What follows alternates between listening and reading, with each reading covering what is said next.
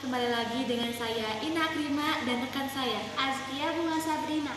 Nah teman-teman, pada kesempatan kali ini kami akan membahas tentang narkoba. Ya, apalagi kan sekarang sudah zamannya milenial. Bahkan pengguna narkoba pun sudah banyak, bahkan pengedarnya pun banyak. Betul sekali itu Azkia, bahkan sekarang sudah banyak selebriti Indonesia yang menjadi pengonsumsi narkoba dengan alasan untuk menghilangkan stresnya. Ya, seperti salah satu artis yang digemari oleh kaum hawa, yaitu yang diinisialkan oleh JR.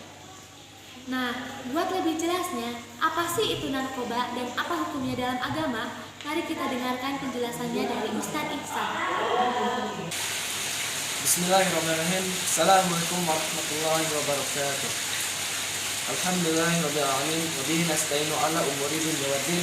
Wassalatu wassalamu ala asrofil anbiya'i wal mursalin wa ala alihi washabihi ajmain. Amma ba'du.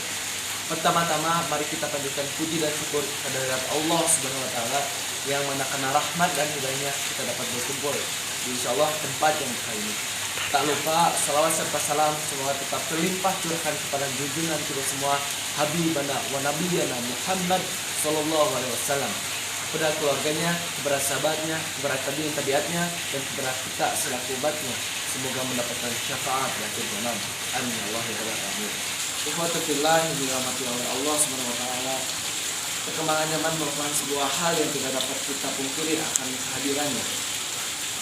Memang adanya perkembangan zaman memudahkan kita untuk lebih efektif dalam berkehidupan, seperti dengan perkembangan zaman teknologi itu semakin canggih, yang mana seperti produksi sebuah hal dapat lebih cepat. Namun di samping hal itu, tahukah bahwa diri kita juga dapat merasakan dampak negatif yang dihasilkannya? Salah satunya ialah liberalisme dan seks bebas. Lalu yang paling bahaya adalah penggunaan narkoba yang tidak sesuai dengan aturan.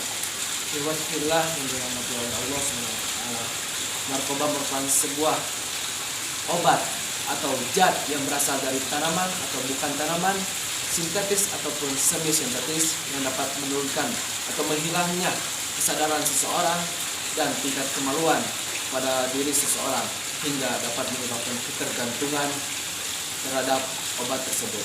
Tak lupa juga dapat membuat seseorang meninggal jika overdosis atau penggunaan yang berlebih tidak sesuai dengan dosis yang diberikan. Ikhwatu fillah, hal ini merupakan hal yang lumrah kita dengarkan sekarang. Bagaimana tidak, mulai dari anak-anak, dewasa, hingga orang tua pun terdapat banyak kasus yang terkait dengan hal-hal ini. Banyak orang-orang yang ditanya, mengapa kamu menggunakan ini? Apakah kamu tidak sayang terhadap dirimu sendiri? Tapi mereka malah menjawab, dan segala sesuatunya itu telah diatur oleh Allah Subhanahu wa taala, oleh Tuhan kita semua. Tapi memang segala sesuatu itu sudah diatur oleh Allah Subhanahu wa taala. Mulai dari takdir juga sudah diatur oleh Allah Subhanahu wa taala. Tapi apakah memang semua takdir itu tidak dapat diubah? Ya bisa. Karena takdir itu ada takdir mubrom dan takdir mu'alaf. Jika memang seseorang menyebutkan bahwa ini telah takdir saya untuk mengkonsumsi barang-barang yang barang-barang narkoba itu yang sangat merugikan diri sendiri, hal itu sangat disayangkan sama saya. Mengapa tidak? Karena takdir itu dapat kita ubah. Salah satunya ialah takdir mu'alaf. Jika kita dipilihkan oleh dua pilihan, yang mana kita akan mencuri ataupun akan memilih langkah lain untuk berbuat baik, apakah kita akan memilih untuk mencuri? Jika memang begitu, maka benarkah Allah itu sekejam itu terhadap kita? Tidak, ikhwatillah. Kita dapat memilih apa yang kita akan lakukan, apa yang kita laksanakan. Dan seperti sekarang, jika kita itu akan mengonsumsi narkoba atau tidak, itu terhadap diri kita sendirinya, kembali kepada diri kita. Apakah kita akan mengonsumsi ataupun tidak?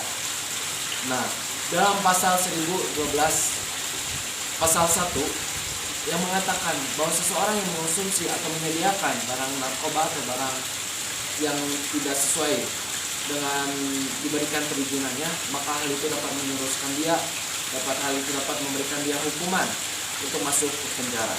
Dalam Islam pun juga, dalam agama kita juga dijelaskan bahwa segala sesuatunya haruslah kita menjauhi larangan Allah SWT, yaitu tentang makanan yang haram. Apakah ini termasuk makanan haram? Dia termasuk, karena ini merupakan sebuah hal yang kebatilan, gitu.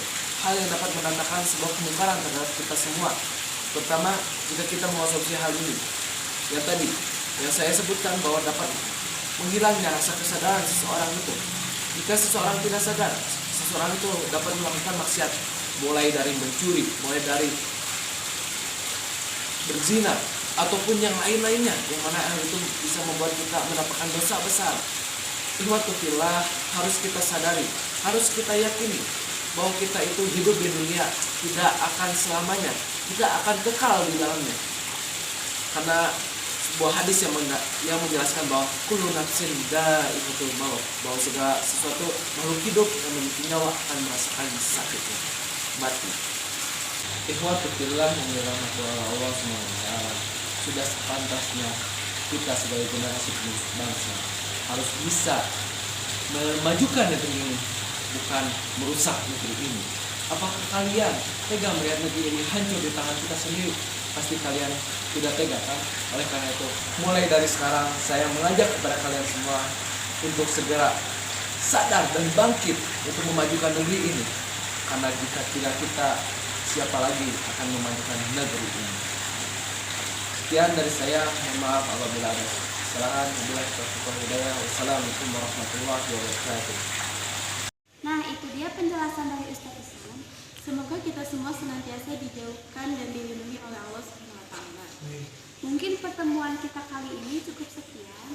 Sampai jumpa di pertemuan selanjutnya. Wassalamualaikum warahmatullahi wabarakatuh.